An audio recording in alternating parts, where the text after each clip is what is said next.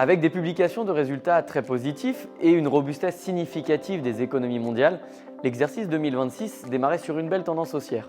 Mais l'intervention de Donald Trump et de l'armée israélienne en Iran est venue perturber l'équilibre géopolitique, économique et boursier. Depuis le 27 février, date des premiers bombardements, la volatilité a regagné les marchés financiers. L'indice français CAC 40 a perdu environ 9,5%, tandis que le S&P 500 aux États-Unis et les marchés chinois perdent environ 6%. Depuis le début de l'année, tous ces indices affichent maintenant des performances négatives.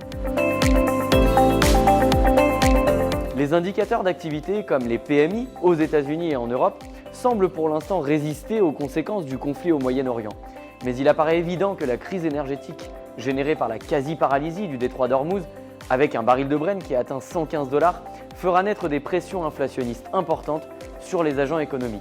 Dès lors, alors qu'on attendait une poursuite de la baisse des taux entamés en 2024 et 2025 par les banques centrales, celles-ci se montrent aujourd'hui bien plus vigilantes dans leur discours et les investisseurs attendent même désormais une ou plusieurs hausses de taux. Car si l'ampleur des conséquences du conflit sont évidemment liées à sa durée, nul doute que l'inflation mondiale répondra à une trajectoire haussière lors des prochains mois, même en cas d'accord de cessez-le-feu immédiat.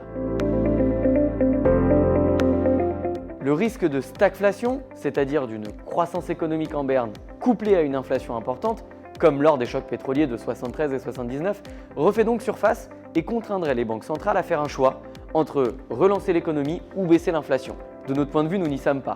Et la persistance ou non du conflit dans la durée reste donc ici la clé.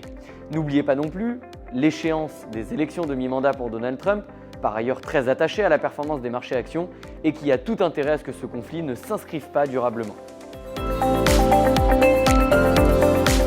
L'histoire des marchés financiers est faite de crises.